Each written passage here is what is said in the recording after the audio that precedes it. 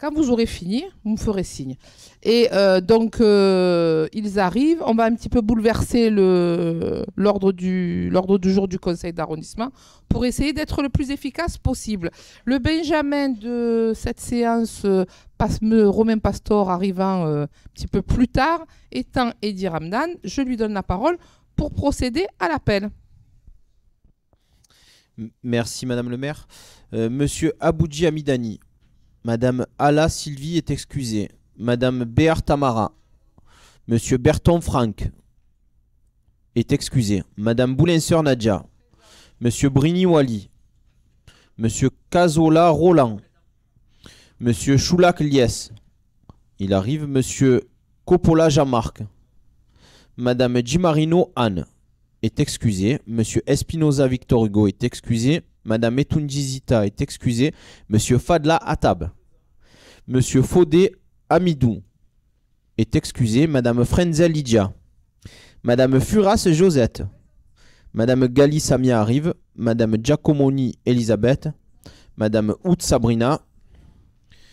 Madame Grèche Sophie est excusée. Monsieur Gibrael Sébastien. Madame Caraga Aline. Madame Font-Carafilian Jacqueline.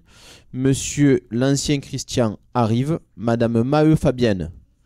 Monsieur Mélan Gérard. Madame Mokhtari Férouz arrive. Madame Naïtali Sabrina.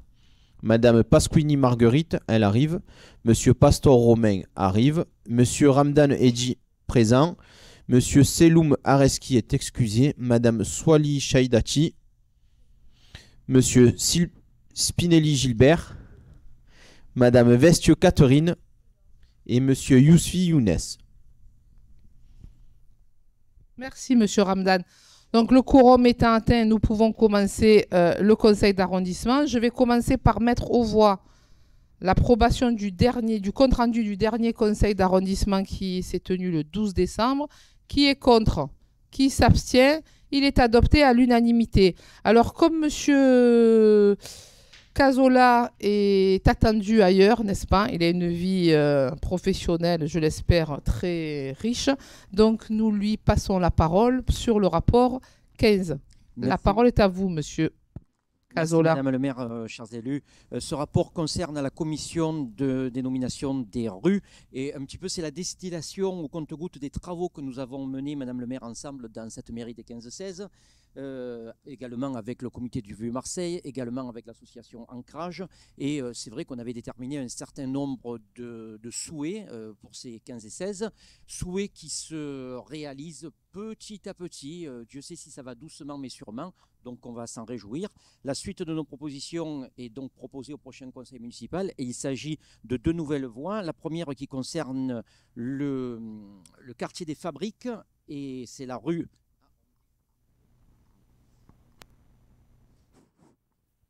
Voilà, donc ça concerne le quartier des Fabriques et ça sera la rue Maurice Sardou qui sera nommée. Et également sur le quartier Casemajou, ça sera la rue Francine Rossi-Fancello qui est première maître nageur à Marseille. Et donc ces 2 voies seront prochainement inscrites sur le 15-16e arrondissement. Et une satisfaction, vous savez, nous avons échangé sur le boulevard Falco, Madame le maire, qui a posé quelques problèmes aux habitants depuis quelques années. Nous avions souhaité que ce boulevard passe en impasse. Il le sera au prochain conseil municipal. Et pour ce conseil d'arrondissement, bien évidemment, nous demandons au conseil un avis favorable pour cette voie et les 2 précédentes. Merci, Monsieur Cazola. Comme à votre accoutumée, vous êtes très précis et donc je vous en remercie. Y a-t-il des prises de parole sur ce rapport? Donc, a priori, non. Donc, je vais intervenir comme j'ai l'habitude de le faire. Oui, effectivement, le travail que nous faisons, vous avez raison de le rappeler, Monsieur Cazola, c'est de mettre à l'honneur les acteurs du territoire sur la question des dénominations de voies. Parce que pour certains, et notamment je pense à Maurice Sardou, qui a fait beaucoup en direction notamment des seniors, et que c'était tout à fait normal. D'ailleurs, ça aurait dû être fait depuis un certain temps, mais l'important, c'est que ce soit fait aujourd'hui. Nous lui rendons hommage sur le secteur, et je suis sûre, pour en avoir discuté avec sa fille Babette, que la famille, bien évidemment, s'en réjouit et et reconnaissant l'endroit de la ville de Marseille d'avoir rendu hommage à Maurice Sardou. Donc je mets aux voix ce rapport 15. Qui est contre? Qui s'abstient? Il est donc voté à l'unanimité. Alors on reprend l'ordre du jour initialement prévu et le rapport 1, c'est Madame Gali qui le présente.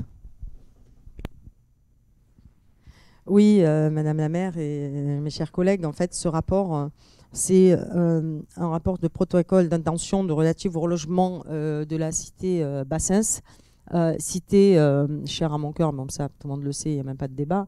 Mais au-delà de ça, c'est surtout le fait que cette cité fait l'objet, dans le cadre de la LNPCA, d'une expropriation par la SNCF, par l'État, enfin par toutes les collectivités qui œuvrent pour la LNPCA, permettre tout simplement le doublement des voies avec l'élargissement de voies.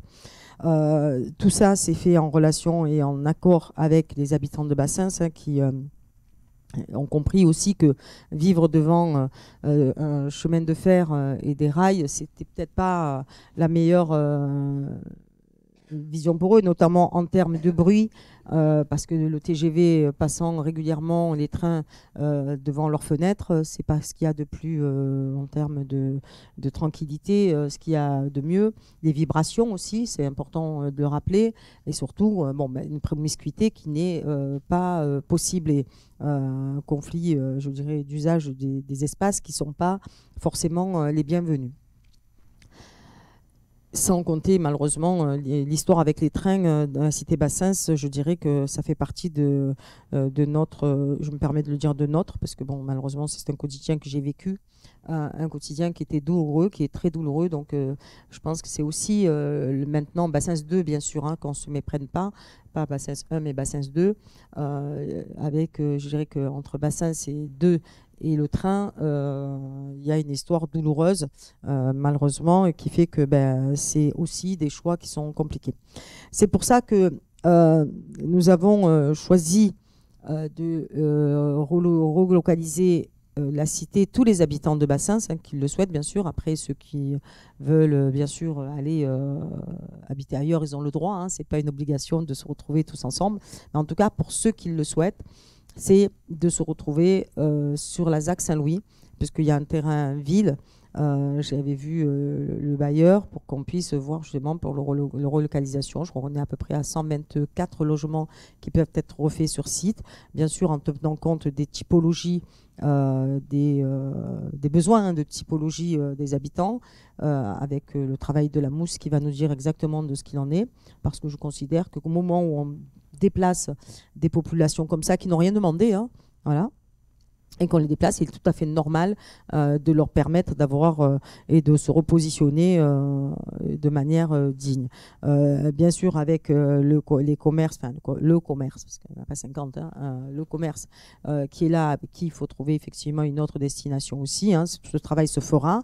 Là, c'est juste tout simplement l'autorisation d'une signature du protocole d'intention qui permet tout simplement de mettre tout le monde, toutes les collectivités au même niveau, et surtout l'engagement de toute collectivité. Bien sûr, que ce soit la métropole, puisque, en l'occurrence, que ce soit l'État, la ville de Marseille, pour permettre aussi le financement de la construction des logements.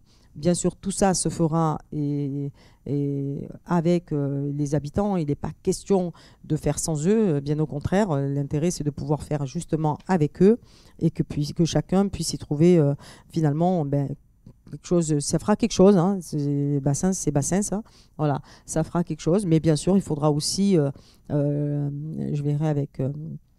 je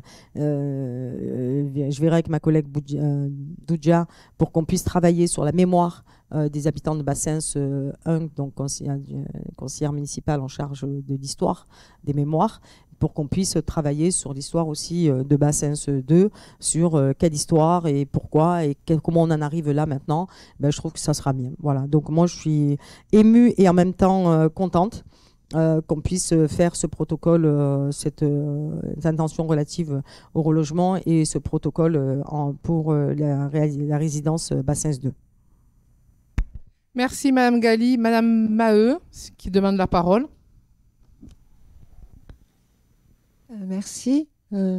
Je souhaite appeler à votre vigilance sur la scolarité des élèves qui se retrouveront donc au niveau de la ZAC Saint-Louis, parce que à la fois l'école élémentaire Campagne l'Évêque, maternelle aussi, et Calade, donc qui sont dans le périmètre, sont des écoles surchargées. Et je pense qu'il ne faudra pas oublier ce problème de scolarisation des enfants qui se retrouveront être habités sur la ZAC Saint-Louis, à proximité de laquelle les espaces scolaires sont complètement surchargés. Très bien, Mme Gali, vous souhaitez reprendre la Oui, parole, allez-y. tout à fait, puisque dans le cadre de la rénovation urbaine, nous avons programmé l'extension de l'école de Campagne-l'Évêque. Donc, bien sûr, tout ça va se faire quasiment en même temps. On va été les constructions des bâtiments et l'agrandissement des écoles, et ainsi l'agrandissement de l'école Bernabo. Donc, on aura 2 écoles qui seront agrandies. Donc, c'est pas rien. Et donc, je pense que on va arriver facilement à reloger. D'autant que sur Bassens, nous avons beaucoup de familles aussi vieillissantes. Donc, on est moins sur des nouvelles familles. C'est des familles anciennes et vieillissantes. Donc, on n'aura pas trop ce genre de problème. Mais effectivement, il sera pris en compte. Mais on a l'avantage, c'est qu'il y a 2 écoles qui sont programmées à l'agrandissement, qui sont à proximité. Merci, Madame Gali. Y a-t-il d'autres prises de parole sur la question de Bassens? Non. Alors oui, alors je vais quand même reboucler. Oui, effectivement. Bon, toutes les cités sont chères à nos cœurs, bien sûr. Mais le village, vous voyez, c'est un lapsus révélateur. J'ai le village de Bassens. Ben oui, parce qu'en fait, Bassens, c'est un village. C'est plus un village qu'une cité, d'ailleurs, puisque je rappelle que c'est 89 familles qui aujourd'hui habitent sur le site, qu'il y a une volonté majoritairement des habitants, même si après il y a un travail effectivement, et Madame Gali l'a dit, qui sera fait avec la mousse. Il y a déjà de premières impressions, puisque bon, on a quand même une grande proximité avec cette cité. Et je crois qu'il y a 85 familles qui souhaitent rester dans cette configuration, à savoir rester entre eux. Voilà, entre eux, quand je dis entre eux, parce qu'ils ont une histoire et on peut le comprendre.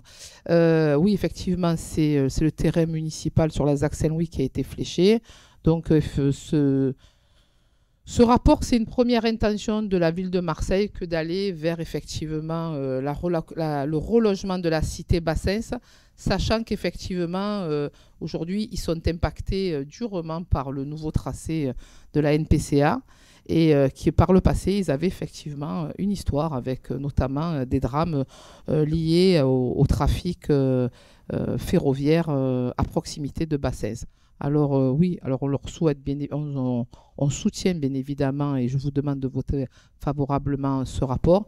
Et sur la question du devoir de mémoire, Mme Gali, vous avez donné des premières pistes, et bien évidemment, la mairie de secteur aussi souhaite s'associer à ce travail de mémoire, parce que c'est essentiel aussi de dire, parce qu'aujourd'hui nous la connaissons, cette cité, mais dans quelques années, dans quelques décennies, Bassens n'existera plus et ça ne dira rien, notamment aux nouveaux habitants. Il est important aussi de rappeler aux habitants qu'est-ce qu'a été Bassens, de quelle manière cette cité a été construite, notamment après la guerre d'Algérie, notamment le rapatriement d'un certain nombre de Français, de Franco-Algériens. Et il y a une histoire qui est liée à cette cité. Et c'est important que le travail de transmission sur cette cité soit fait. Donc, je pense qu'on a tout dit sur Bassens. Donc, je vous le mets donc aux voix. Et qui est contre? Qui s'abstient? Il est donc voté à l'unanimité. Et nous nous en félicitons. Le rapport 2, c'est M. Ramdan qui le présente. Je vous remercie, Madame le maire. Il s'agit de la mise aux normes du complexe sportif Roger Coudert. Donc, dans un souci de pérennité du site, de mettre en norme et en vigueur le terrain de football, il est également indispensable de prévoir l'implantation par un géromètre des fourreaux pour les cages, de l'enrobé bien sûr pour le revêtement de la piste d'athlétisme. Donc voilà, il s'agit d'une opération à 510 000 € sur le stade Roger Coudert qui, je le rappelle, est dans le 15e arrondissement. Voilà, Voilà, je vous remercie, Madame le maire. Merci, Monsieur Ramdan. Y a-t-il d'autres prises de parole sur ce rapport? Bon, ben écoutez, on va pas en faire des tonnes. Ça va dans le bon sens. Ça va dans le bon sens pour les sportifs du secteur. Et nous nous félicitons de voir cette délibération votée aujourd'hui et votée, nous l'espérons bien évidemment, au conseil municipal vendredi prochain. Je le mets donc aux voix. Qui est contre? Qui s'abstient? Unanimité. Le rapport 3, c'est le premier adjoint qui le présente. Merci Madame le maire. Il s'agit là de présenter donc un rapport qui s'inscrit dans le cadre de la maîtrise de nos moyens, élaboré par la direction des finances et qui concerne le montage d'une garantie d'emprunt pour une acquisition en VEFA. Alors excusez-moi pour la terminologie, mais VEFA ça signifie vente en état futur d'achèvement, concernant 34 logements conventionnés PLS dans le 15e arrondissement. Cette garantie d'emprunt s'élève dans un total de 5 804 000 euros. L'obtention de ce prêt est subordonnée à l'octroi d'une garantie, donc la garantie que je vous présente, à 50% pour la ville et 50% pour la métropole Aix-Marseille-Provence. L'annuité prévisionnelle garantie est de 148 383 euros.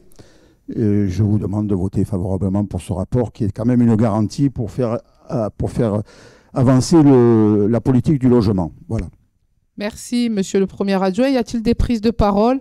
Juste faire un petit rappel quand même sur ce programme donc, qui se trouve chemin de la Commanderie, enfin à l'angle du chemin de la Commanderie et de la rue Laurent Poudrette. On part de très loin puisqu'initialement, c'était quand même 50 logements, je tiens à le dire.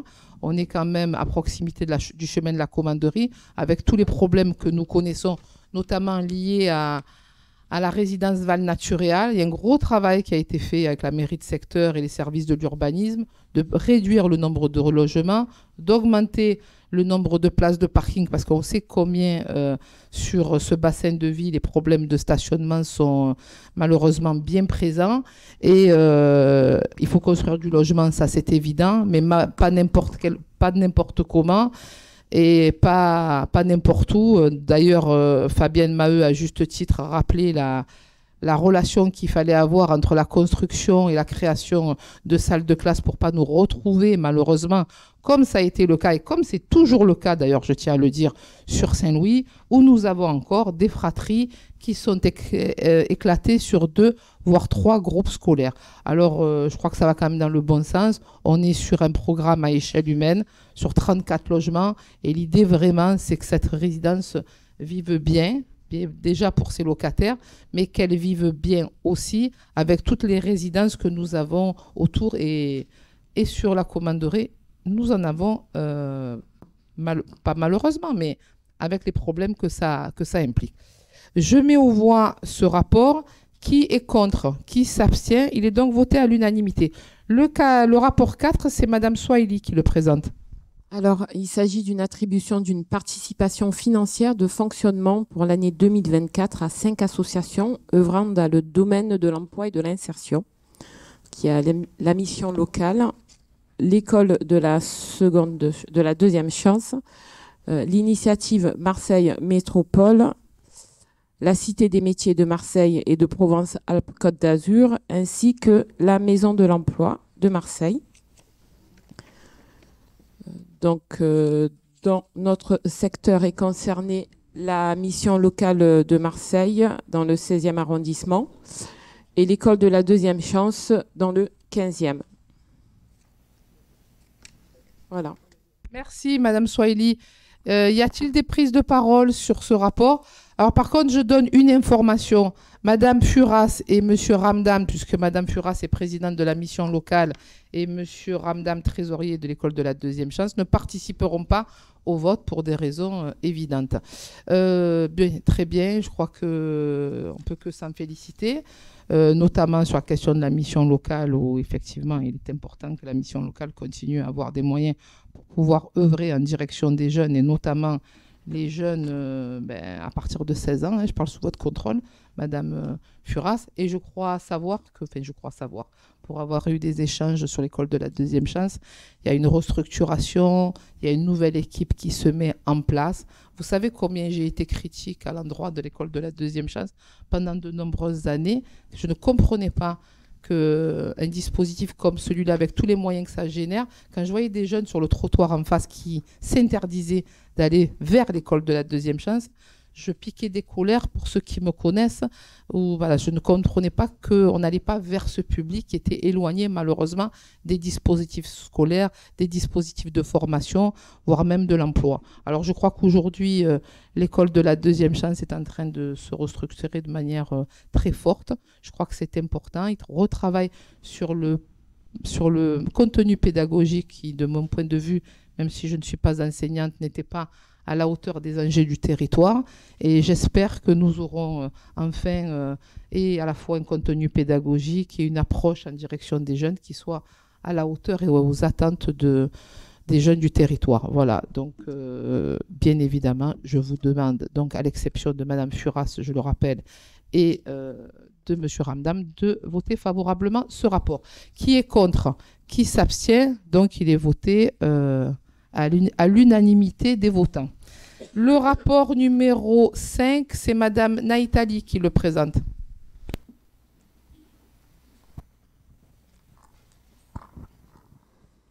Bonjour à toutes et à tous, Madame le maire. Ce rapport concerne l'approbation d'une deuxième répartition de soutien des équipements sociaux au titre des subventions 2024.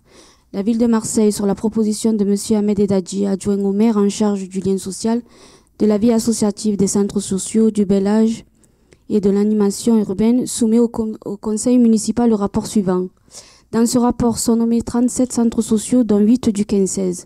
Le centre social de la Bricarde, centre social de la Castellane, le centre social d'El Rio, centre social de l'Estac Bassin-de-Séon, centre social Imusardis, le centre social de la Solidarité, le centre social de la Martine et le centre social des Bourrelis. Je vous propose de voter favorablement ce rapport. Merci. Madame Naïtali, merci. Y a-t-il des prises de parole sur ce rapport? Bon, je pense que ça se passe de commentaires, bien évidemment. Tout ce qui peut permettre à nos centres sociaux de fonctionner le plus efficacement possible, nous sommes preneurs. Donc, je vous demande de voter favorablement ce rapport. Qui est contre? Qui s'abstient? Unanimité. Le rapport 6, c'est M. Ramdan.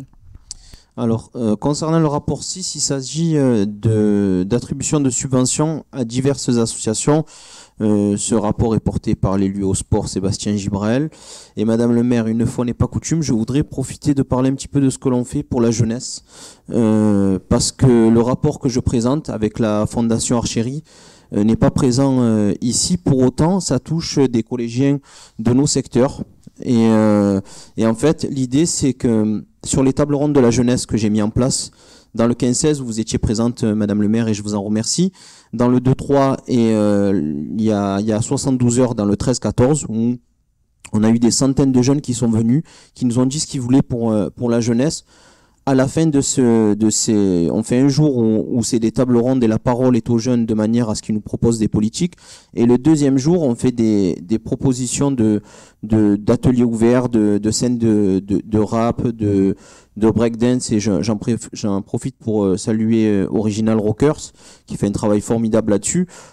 Sur cette scène ouverte, l'idée c'est que dans les 8 secteurs, comme Madame Gali faisait secteur 8 à l'époque, on puisse permettre, et là c'est sur les 8 secteurs de la ville, et j'en ai parlé à mon collègue Jean-Marc Coppola, où j'ai un rêve, c'est qu'on puisse faire ce rendu sur les questions de la jeunesse à l'Opéra de Marseille, et qu'on puisse avoir ces jeunes talents qui puissent se produire là-bas. Donc voilà, place aux jeunes, c'est la parole aux jeunes pour qu'on puisse créer des politiques pour eux, mais c'est aussi en mettant en avant des talents. Et pourquoi je vous parle de ce rapport que je présente? Parce que la Fondation Archery va financer les études intégralement des jeunes qui auront réussi ce concours. Donc si demain le jeune devient médecin, ils vont lui financer ses études de médecine. Si demain sur l'art oratoire par exemple, le jeune devient avocat, toutes ces études seront financées. C'est des jeunes qui sont issus des quartiers politiques de la ville. Donc voilà, je tenais à parler de ce rapport qui est cher à mon cœur, où sur les parrains, j'espère qu'on aura Soprano, et je suis sûr, puisque j'ai l'engagement d'avoir Redouane Bougueraba, que vous savez, qui se produit le 22 juin au Stade Vélodrome. Je vous remercie. Merci, Monsieur Ramdan. Sur le rapport, bien évidemment, avis favorable. Hein, Monsieur Ramdan? Sur avis favorable de la commission. Bien vu, madame. Oui, le parce maire. que comme il s'est... Bon, nous connaissons... pardon, y a-t-il des prises de parole après Monsieur Ramdan? Non. Monsieur Ramdan, bien évidemment, nous connaissons votre engagement en direction de la jeunesse, notamment via votre bus de l'entrepreneuriat. Mais vous voyez, j'en prends le moi. C'est une petite boutade, voilà. En tout cas, voilà, plus sérieusement, vous avez raison de dire tout ce que vous entreprenez en direction des jeunes. Et bien évidemment, vous le savez, notamment dans le cadre des tables rondes, vous aurez tout mon soutien, comme ça a été le cas à la fin de l'année, si mes souvenirs sont bons.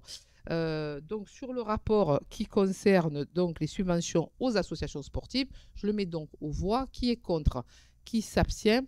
Il est voté à l'unanimité. Le rapport suivant, c'est Madame Gali qui le présente. Oui, ça va être rapide en fait, hein. C'est une troisième série. Non, je sais bien. Mais c'est une troisième répartition en réalité de programmation d'opérations d'investissement dans le cadre de la DSU qui viennent se rajouter bien sûr au droit commun, notamment en priorité pour nos quartiers prioritaires. Et on le voit tous les jours sur le territoire, l'argent que nous mettons au sein de la ville de Marseille pour rattraper le retard malheureusement qui avait été déjà pris depuis très longtemps. Mais je préfère le redire parce que c'est bien en redisant que les gens finalement finissent par l'enregistrer. Donc voilà, je mets un avis favorable, bien sûr, un avis favorable du rapport. Merci Madame Gali. Y a-t-il des prises de parole sur le rapport présenté par Madame Gali? Non. Donc je le mets aux voix. Qui est contre? Qui s'abstient? Il est voté à l'unanimité. Le rapport suivant, c'est Madame Swahili qui le présente.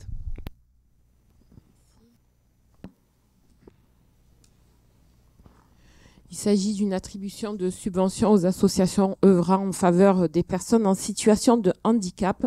Première répartition 2024.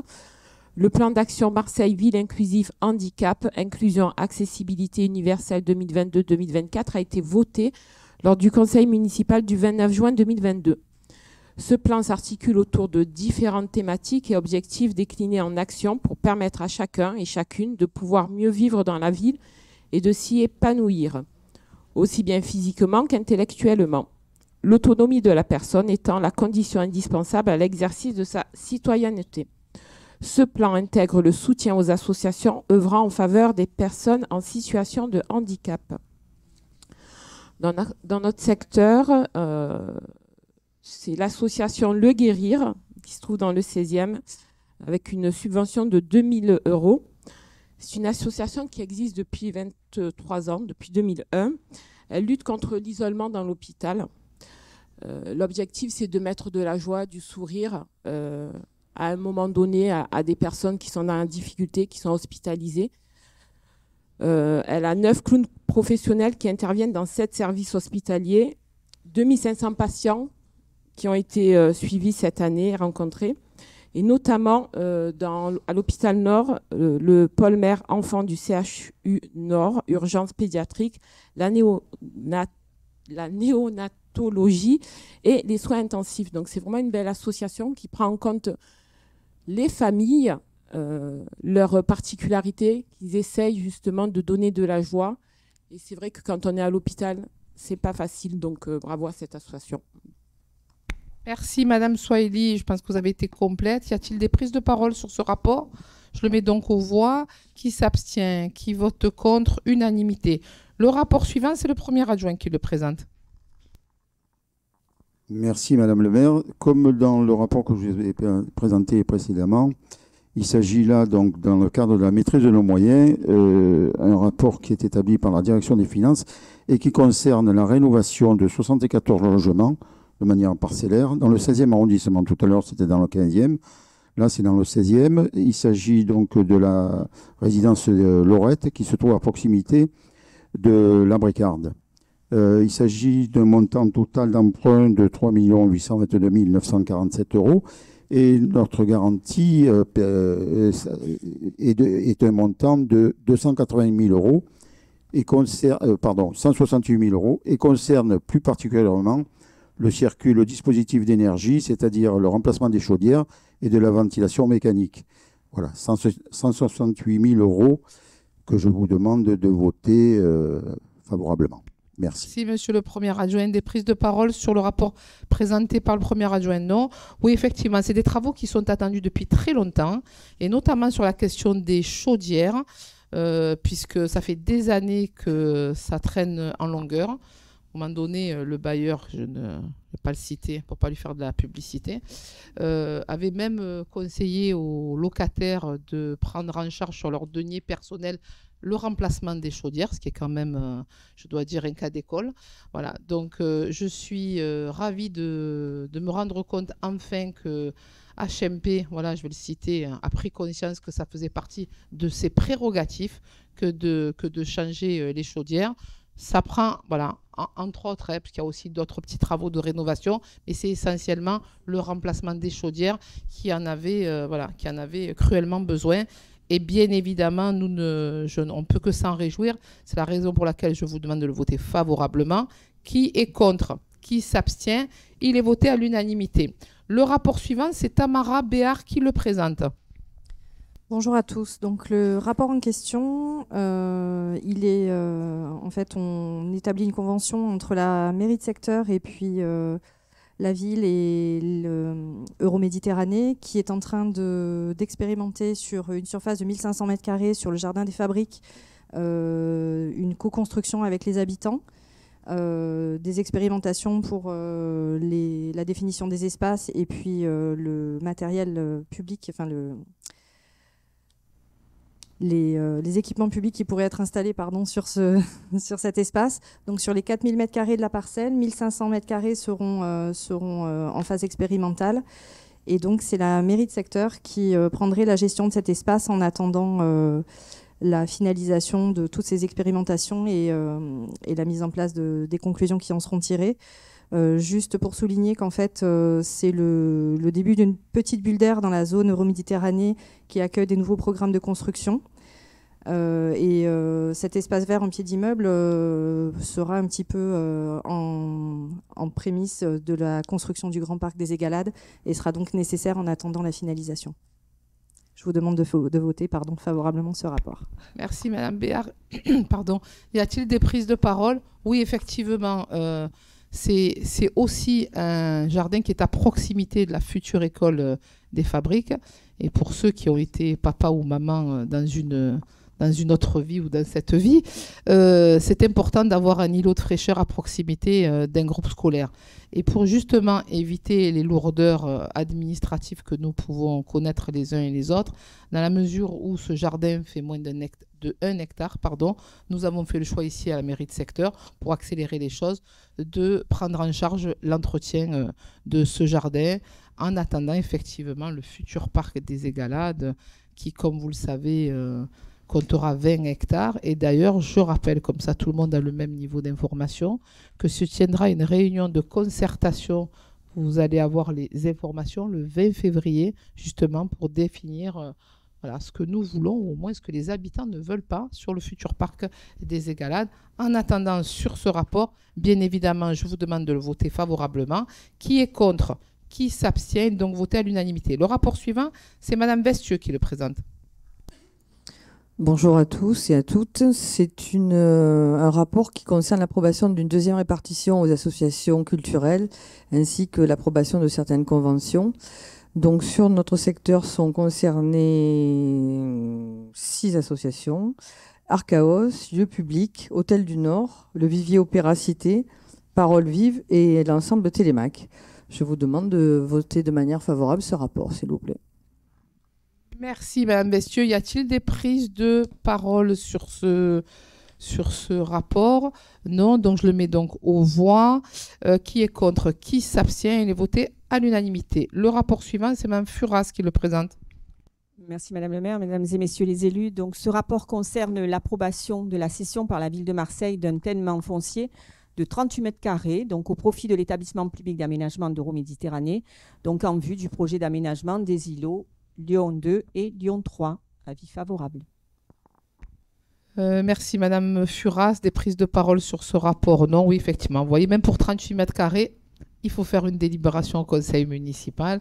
Et comme nous n'allons pas empêcher que les choses se fassent sur Euromède, je vous demande de voter favorablement. Qui est contre? Qui s'abstient? Il est voté à l'unanimité. Madame Maheu, vous présentez le rapport 13. Oui, bonjour à tous.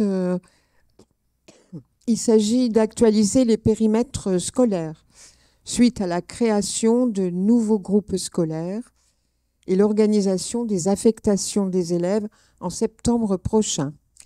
Il y a donc 3 groupes scolaires concernés par ce rapport.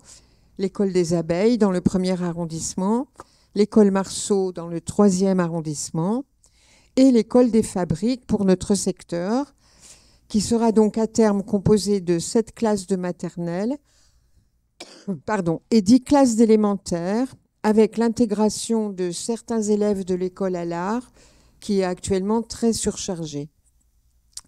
Alors, c'est ici le secteur Euromède où les logements vont être livrés progressivement et où sont en cours de livraison pour certains.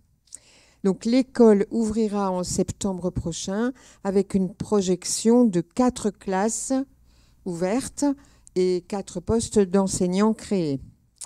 À ce propos, et concernant ce qui est appelé la carte scolaire, je souhaite informer que sur notre secteur, bien que le solde soit positif, voire à l'équilibre, dans le 16e et positif dans le 15e, il faut dire, Madame le maire, néanmoins, que vous avez adressé un courrier à Monsieur le Premier ministre Gabriel Attal le 2 janvier dernier pour demander, je vous cite, 0 suppression de classes dans les quartiers nord de Marseille.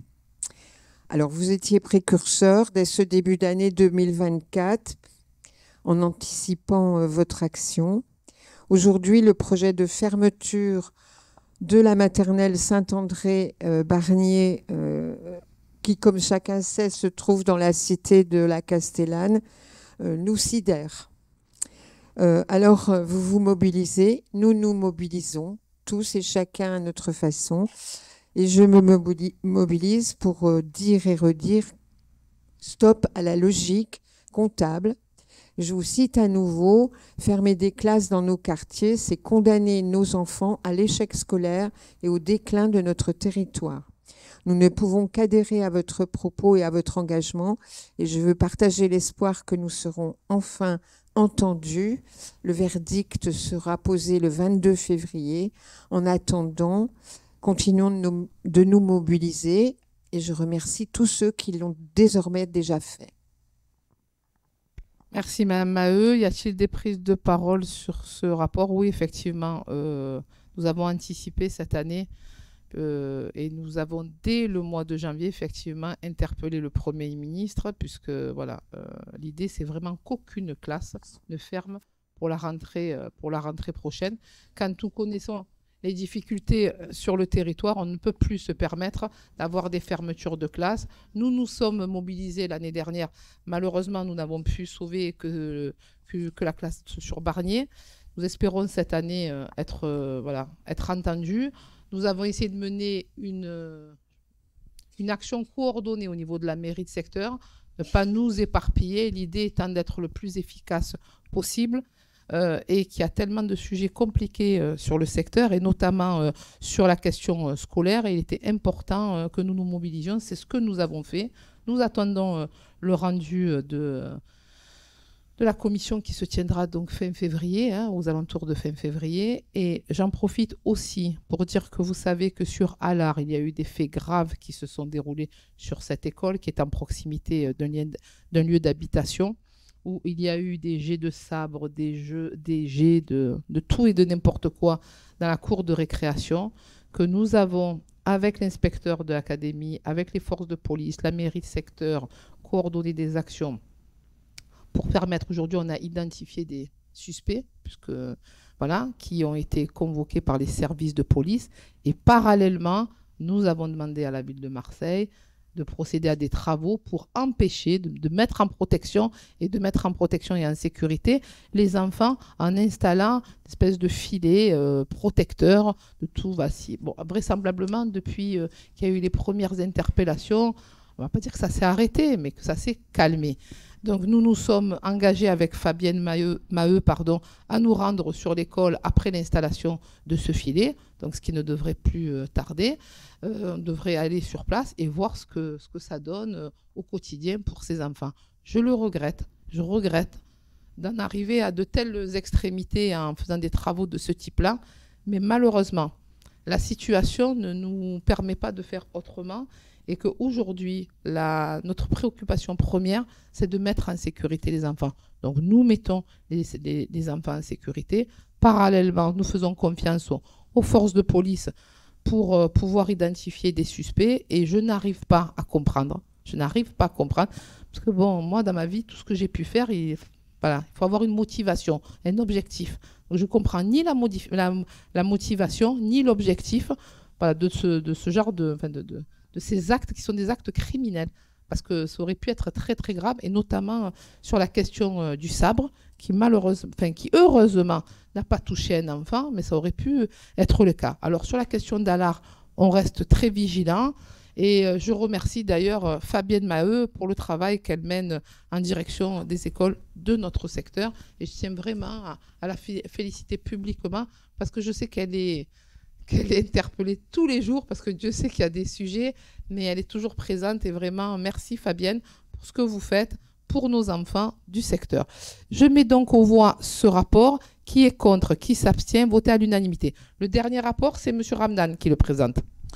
Merci Madame le maire. Il s'agit de la mise à disposition à titre gratuit du terrain Polysport de Caliste au profit de la ville de Marseille. Donc, avis favorable de la commission. Je vous remercie. Oui, Madame Gali, bien sûr, allez-y. Oui, il aurait été plus judicieux d'expliquer la raison de ce transfert qui aura été le transfert pour permettre tout simplement la création. Madame Gali, nous comptons sur vous justement. D'accord. Monsieur Ramdan comptait sur vous, allez-y. Ça va, alors c'est bon. Voilà. Non, mais pour pouvoir justement reconstruire l'école de Calisté, puisque pour répondre effectivement, et je m'associe à vos mots, Madame la maire, concernant Madame Fabienne Maheu, qui mène un travail extraordinaire, pas facile, parce que d'abord on a affaire à des parents aux parents d'élèves. D'abord on parle d'enfants, c'est pas rien, c'est l'éducation, mais aussi au personnel pédagogique qui est là et le personnel municipal, et tout ça je sais qu'elle le fait vraiment avec son savoir-faire naturel, de sagesse et de compréhension et d'accompagnement, et ça c'est très important. Moi je tiens plus particulièrement à la remercier parce que je sais le travail qu'elle peut accomplir. La vie politique, la manifestation, c'est quelque chose de plus simple à faire, honnêtement. Aller manifester, moi, j'ai toujours plutôt refusé d'être dans des manifestations. C'est pas quelque chose que j'apprécie particulièrement, mais toujours, quelle qu'elle soit d'ailleurs. Hein, voilà. Parce que je trouve que c'est le côté le plus simpliste. Et quand on est un élu, notre rôle, c'est pas de manifester, mais c'est de faire les choses. Et c'est d'abord, surtout quand on est en majorité, dans la majorité municipale, c'est d'aller chercher dans les services, chez les adjoints à mairie centrale ou mairie de secteur, peu importe, voilà, d'aller essayer de trouver au mieux la réponse adéquate aux habitants. Bien sûr, quand il ne s'agit pas directement de la mairie, mais des fois d'une collectivité, par exemple collectivité ou administration, d'ailleurs en l'occurrence notamment l'éducation nationale, c'est aussi par ton savoir-faire, permets-moi de te le dire comme ça, Fabienne, qu'on arrive aussi à aboutir par l'expression, par l'explication. Et c'est aussi ça qui fait que nous arrivons. Sur la Castellane, on n'a attendu personne pour permettre de ne pas fermer la classe. Et je me rappelle à l'époque, puisque le président de la République était là, de l'avoir aussi interpellé et d'avoir vu avec Gabriel Attal pour qu'ils ne le fassent pas, et ils ne l'ont pas fermé. Donc il faut laisser aussi les choses se faire.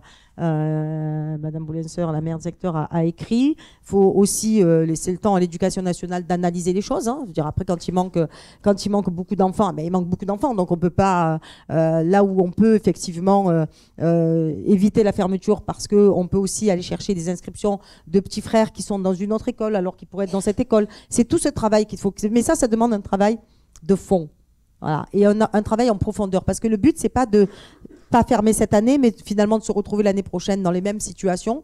Donc oui, c'est un travail de fond. Pour revenir sur la question de l'école de Calisté, Cadisté, c'est la reconstruction d'une école nouvelle. Voilà. Là aussi, nous avons aujourd'hui des enfants de Jean Perrin qui sont sur l'école de Cadisté. Et pour avoir discuté avec comment dire, les parents d'élèves de Cadisté, avec les directeurs d'école de Cadisté et d'ailleurs de Jean Perrin, ils en ont convenu qu'effectivement, peut-être là aussi la question de la carte scolaire ou de la réorganisation de l'école, c'était aussi important pour réguler, parce que c'est vrai qu'on se retrouve avec des écoles surchargées, d'autres qui finalement ne le sont pas, et d'arriver à trouver cet équilibre. Et je pense que c'est important. Nous avons, et je sais que je crois qu'il y a un rapport, il est passé d'ailleurs, le rapport sur l'ensemble des écoles qui doivent être aménagées. Il y en a beaucoup sur le 15-16, énormément. Partout dans Marseille d'ailleurs, pas que sur le 15-16, mais en particulier. Et moi, je suis très heureuse d'appartenir à une majorité qui permet tout simplement de nous redonner de l'espoir, aux parents d'élèves, aux enseignants. Alors bien sûr, moi je préfère qu'un enseignant râle parce qu'il dit je préfère ma classe comme ça, plutôt qu'il râle parce qu'il pleut dans la classe ou qu'il fait froid en hiver ou que les toilettes ne fonctionnent pas. Voilà, c'est aussi ça. Donc après, il y a des degrés de satisfaction ou d'insatisfaction qui sont quand même pas les mêmes à portée de main. En tout cas, Fabienne, permets-moi encore une fois de te dire bravo pour le travail que tu fais. Et nous t'en remercions. Voilà, au nom des habitants du 15-16, parce que c'est une chance de t'avoir avec nous, parce que tu es quelqu'un de discret, quelqu'un qui travaille sur le fond. Et franchement, continue comme ça, mais sache que nous sommes avec toi. Le rapport, Madame Gali, bien sûr. Faites comme monsieur. Ah oui, c'est vrai, c'est monsieur Ramdan. Effectivement, c'est vrai, vous avez raison. Bon, là, vous avez bien compris, c'est la mise à disposition à titre gratuit du terrain polysport au profit de la ville de Marseille. Voilà, pour pouvoir justement avancer sur un certain nombre de projets. Et je le mets donc aux voix. Je crois qu'on a bien balayé la question de l'école. Je le mets donc aux voix. Qui est contre? Qui s'abstient? Il est donc voté à l'unanimité. Et M. Cazolà, qui voulait rapporter le premier parce qu'il voulait partir, il est toujours là. Eh ben oui, ça c'est l'histoire de M. Cazolà. Eh oui, mais c'est ça. Donc en fait, il a fait tout ça pour ça. Voilà. Donc l'ordre du jour étant épuisé, nous pas, puisqu'on est en début de journée, la séance est levée. Merci.